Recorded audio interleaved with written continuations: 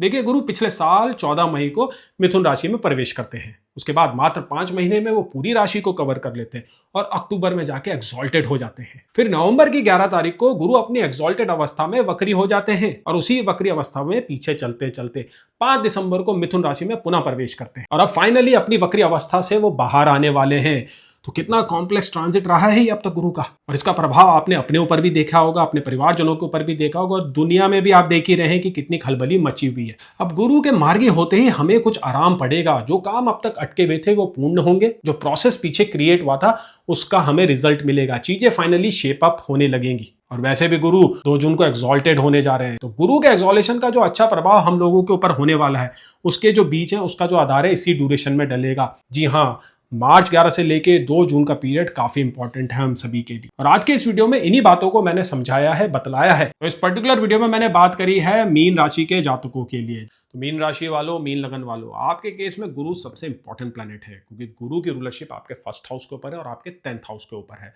गुरु अभी वक्री हो रखे हैं आपके 4th हाउस के ऊपर। 4th हाउस मदर को दिखाता है, 4th हाउस आपके फिजिकल एसेट्स को दिखाता है, 4th हाउस आपकी डोमेस्टिक कंडीशन और एनवायरमेंट को भी दिखाता है, 4th हाउस आपकी मेंटल हेल्थ का नेचुरल हाउस होता है। और गुरु का एस्पेक्ट यहाँ से आपके 8th हाउस में, 10th हाउस में, 12th हाउस के ऊपर पड़ रहा है। और आप लोगों के केस में ये गुरु मार्गी का गोचर एक मेजर इंपैक्ट, मेजर चेंज लेके आने वाला है। और गुरु के इस ट्रांजिट को आप अकेले रीड नहीं कर सकते हैं, यहाँ पे आपके सैटर्न को भी लाना पड़ेगा। सैटर्न जो कि आपके 11th हाउस लॉर्ड है, 12th हाउस लॉर्ड है, आपके लगन से ट्रांजिट कर रहे हैं। तो देखिए, सैटर्न और गुरु अभी म्यूचुअल केंद्र में है एक दूसरे के साथ, और दोनों की दृष्टि आपके 10th हाउस ऑफ कैरियर में पड़ रही है, जिसको हम डबल ट्रांजिट छोरी भी बोलते हैं। तो जब से गुरु मार्गी हुए हैं एक प्रोसेस स्टार्ट हुआ है, कुछ एक ऐसी चीजें बैकग्राउंड में बिल्डअप हुई है जो गुरु के मार्गी होते ही आपको मिलेगी। आपका स्टेटस बढ़ने वाला है, आपके ऊपर एक्सपोजर आने वाला है, आप जिन प्लान्स पे काम कर रहे थे वो अब सफल होने वाले हैं। आपने पास्ट में जो मेहनत करी थी उनके भी आपको रिजल्ट मिलने वाले हैं। आपके एम्बिशंस भी बढ़ने वाले, ड्रीम्स बढ़ने वाले, डिजायर्स बढ़ने वाले हैं, और उसी के अनुपात में प्रपोर्शन में आपको फाइनेंशियल गेन भी होने वाले हैं। अगर आपके हॉरोस्कोप में बहुत अच्छे राजयोग है, धन योग है, आपकी महादशा अंतरदशा सही प्लैनेट्स की चल रही है, स्ट्रॉन्ग प्लैनेट्स की चल रही है, तो गुरु के मार्गी होते ही आपको इंस्टेंट रिजल्ट मिलेंगे। मार्च, अप्रैल, मई का महीना बड़ा शानदार जाएगा आप लोगों के लिए। और आने वाला गुरु का जो ये एक्सॉलेशन का ट्रांजिट है जून के महीने में, वो आपके 5th हाउस से होने वाला है। तो बहुत ही मेजर सक्सेस आप लोगों के लिए दिखाई दे रही है, मेजर गेन्स दिखाई दे रहे हैं, और आप लोगों के लिए बड़ी अचीवमेंट होने वाली है। और उसका जो आधार है, उसके जो बीज हैं, उसकी जो प्रोसेस है, वो मार्च के महीने से ही शुरू हो जाएगी, और काफी लोगों के लिए तो शुरू भी हो चुकी है, क्योंकि वीनस भी अभी एक्सॉल्टेड हो रखे हैं आपके 1st हाउस के ऊपर। तो एक्सपोजर आप लोगों के ऊपर आ रहा है, आपकी क्रिएटिविटी काफ़ी अच्छी हो गई है, आपके विचारों का प्रभाव बहुत अच्छा हो चुका है, आपके लुक्स काफ़ी बेटर हो चुके हैं, आपका ऑरा बहुत क्लीन हो चुका है। बहुत ही जल्द वो मोमेंटम बिल्डअप होने वाला है, जिससे आपको लाइफ चेंजिंग एक्सपीरियंस मिलने वाले हैं। एक कॉन्फिडेंस आपका बिल्डअप होगा। देखिए, 10th हाउस ना आपके आइडेंटिटी का भी होता है। आप अपनी लाइफ में कितना कॉन्फिडेंस कैरी करते हैं वो हम 10th हाउस से ही देखते हैं। तो अगर अभी तक आपको क्लैरिटी की कमी थी, एक दिशा की कमी थी, तो गुरु के मार्गी होते ही वो आपको मिल जाएगी। गुरु कुछ बहुत ही सकारात्मक परिवर्तन लेके आने वाला है, क्योंकि इसका जो बेनिफिक एस्पेक्ट है, जो 5th एस्पेक्ट है, वो 8th हाउस के ऊपर पड़ रहा है। तो आपके 8th हाउस में जो भी प्लैनेट बैठे हैं उनको भी बहुत बेनिफिशियल इंपैक्ट होगा। गुरु उनको भी पुश करेगा कि वो अच्छे रिजल्ट दें। सिमिलरली 10th हाउस में जो प्लैनेट बैठे हुए हैं उनको भी गुरु पुश करेगा अच्छे रिजल्ट देने के लिए, और यही कहानी 12th हाउस के ऊपर भी अप्लाई होगी। तो मार्च, अप्रैल, मई का महीना, ये गुरु मार्गी का महीना आपके 4th हाउस में बड़ा ही सिग्निफिकेंट होने वाला है। तैयार रहिए और कोशिशों को शुरू कर दीजिए। और गुरु का ये मार्गी गोचर आपके 4th हाउस में आपके लोकेशन चेंज भी लेके आ रहा है, एक अपग्रेड होते हुए दिखाई दे रहा है। घर में भी आप कुछ चेंजेस करने वाले हैं, फर्नीचर को मूव करने वाले हैं, घर में पेंट करने वाले हैं, अपनी कार को सजाने वाले हैं, या नए कोई गैजेट या फिर कोई व्हीकल खरीदने वाले हैं। 4th हाउस में बड़ा ही अच्छा इंपैक्ट आते हुए दिखाई दे रहा है। प्रॉपर्टी के जो डिस्प्यूट चल रहे थे वो भी रिजॉल्व हो जाएंगे, क्योंकि गुरु का 8th हाउस का एस्पेक्ट आपको इनहेरिटेंस लाते हुए दिखाई दे रहा है। जो लोग विदेश में सेटल होना चाहते हैं या विदेशी यात्राओं में जाना चाहते हैं, गुरु के मार्गी होते ही वो अपॉर्चुनिटी आएगी, वो प्रोसेस शुरू हो जाएगा।